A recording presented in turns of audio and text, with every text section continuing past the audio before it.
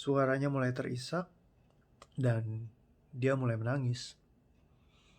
Dia terus meneteskan air mata ketika dia menceritakan tentang kepergian orang tuanya. Ini adalah sepenggal kisah dari salah satu leader saya dulu ketika mamanya meninggal. Dan dia menyesali sekali karena dia tidak bisa memberikan yang terbaik menurut dia kepada orang tuanya, kepada si ibu ini. Jadi dia sangat menyesali sekali akan kejadian itu. Dan yang dia sampaikan adalah pesan yang saya sangat ingat sekali. Dia bilang, kita nggak pernah tahu waktunya. Kita nggak tahu waktunya orang tua kita nggak tahu waktunya kita. Jadi dia bilang, kalau misalkan kita mendapatkan sesuatu yang kita inginkan dan kita dimampukan, dia bilang, ingatlah untuk membahagiakan keluarga, terutama orang tua. Karena kita nggak tahu waktunya mereka, kita juga nggak tahu waktunya kita. Dan saya merasa beruntung karena dia menceritakan pengalamannya kepada saya, sehingga itu benar-benar mengubahkan cara pandang saya, cara saya berpikir, dan cara saya berlaku. Tepat kemarin video itu muncul lagi. Video dimana 2 tahun lalu saya pergi sama papa saya pamit sama Steffi, saya bilang saya mau ke sana, ke Singapura. Saya lupa, kalau nggak salah 5 hari total ya. Berdua doang sama papa saya nemenin dia ngider, berlibur totally. Jadi cuman jalan-jalan berduaan aja.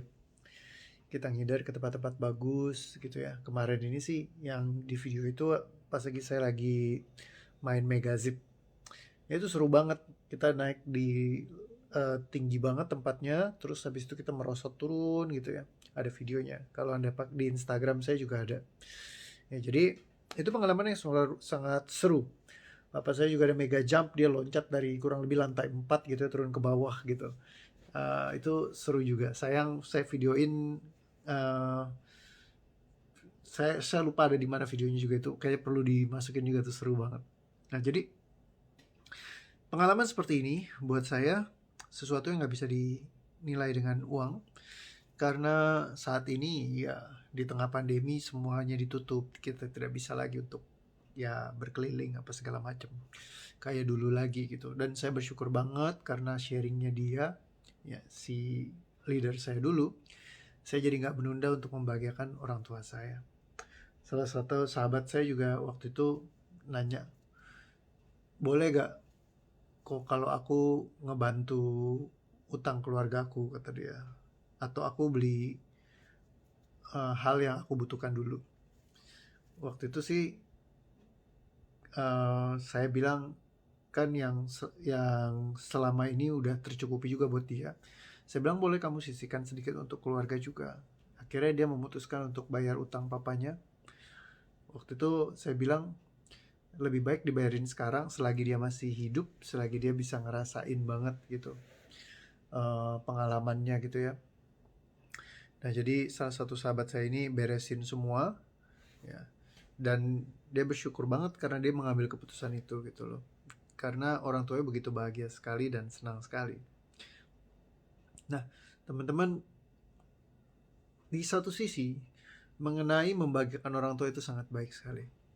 Di sisi yang lain, jangan pernah kita menggantungkan kebahagiaan kita pada mereka. Seandainya mereka Anda berikan dan Anda bahagia, itu adalah bonus.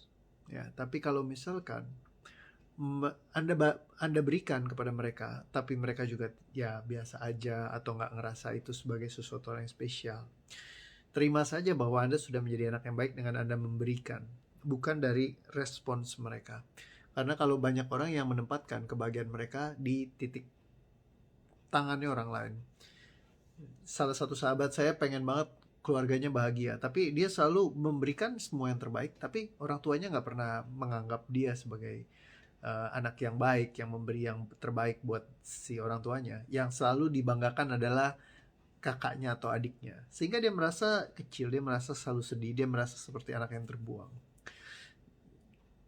kalau kita menempatkan kebahagiaan kita di titik di orang lain, itulah yang terjadi. Kita akan merasa diri kita kecil, merasa diri kita tidak mampu, merasa diri kita tidak layak.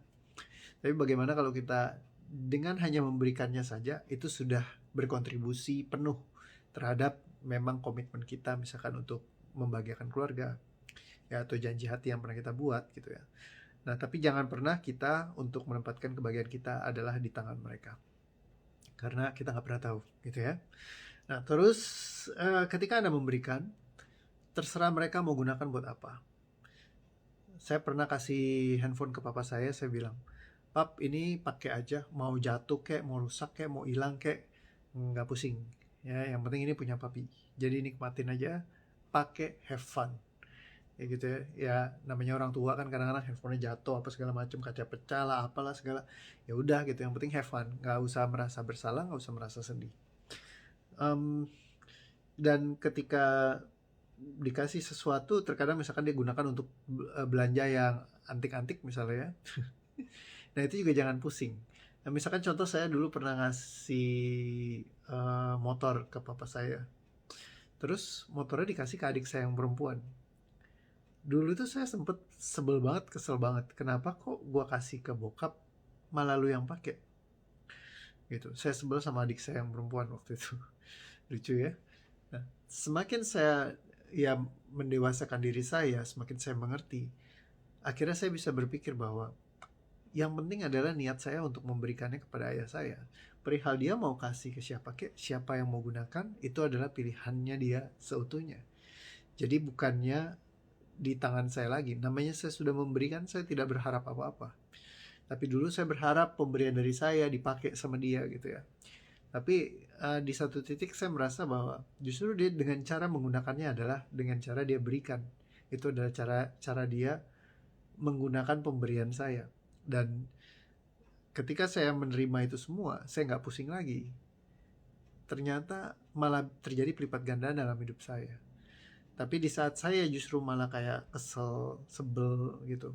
Nah itu malah jadi nggak berkontribusi terhadap hidup saya.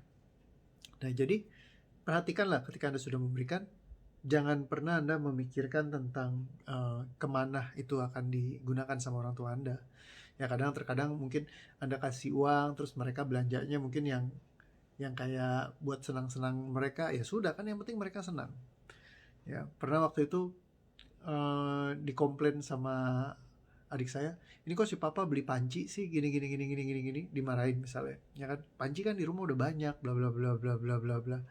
Nah jadi ketika seperti itu, ya saya cuma bilang yang penting kita udah memberikan, dan kalau dia beli panci dan dia bahagia, kenapa enggak gitu ya. Mau panci udah banyak kayak apa kayak segala macam, yang penting pas dia beli dia happy, ya sudah.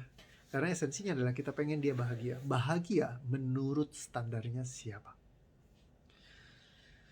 Menurut kita mungkin itu barang gak berguna, tapi mungkin menurut si papa itu adalah hal yang mungkin menyenangkan buat dia, atau dia pengen nyenengin si mama, atau misalkan dia pengen bantu temennya yang lagi jualan panci, kita nggak tahu, hanya dia saja yang tahu.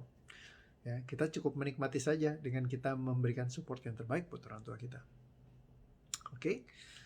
So, dengan kita memperbaiki hubungan, dengan kita membahagiakan mereka, percaya deh ya, biasa rezekinya itu berkesinambungan juga ya. Jadi ibaratnya kalau orang bilang ini anak yang berbakti gitu ya, dan itu rezekinya akan sangat mudah sekali. Tapi kalaupun misalkan mereka tidak mengapresiasi Anda, ya nggak apa-apa, nggak usah pusing. Ingat ya, jangan menjadikan sebuah keharusan. Anda bantu kalau Anda ingin membantu ya, dan kalau mereka mengapresiasi, bersyukurlah ya. Kalau misalkan enggak, ya bersyukur saja, karena Anda juga sudah diberikan kemampuan dan kapasitas untuk bisa membantu keluarga Anda. Oke, so itu videonya. Terima kasih sudah nonton ya, hopefully dapat sesuatu, dan sampai ketemu di video berikutnya lagi. Thank you buat semua supportnya, yang udah komen, yang udah kasih like, yang udah share video ini. Terima kasih ya selama ini udah support saya. Bye bye, sampai ketemu lagi. Aduh, kelihatannya bolongnya.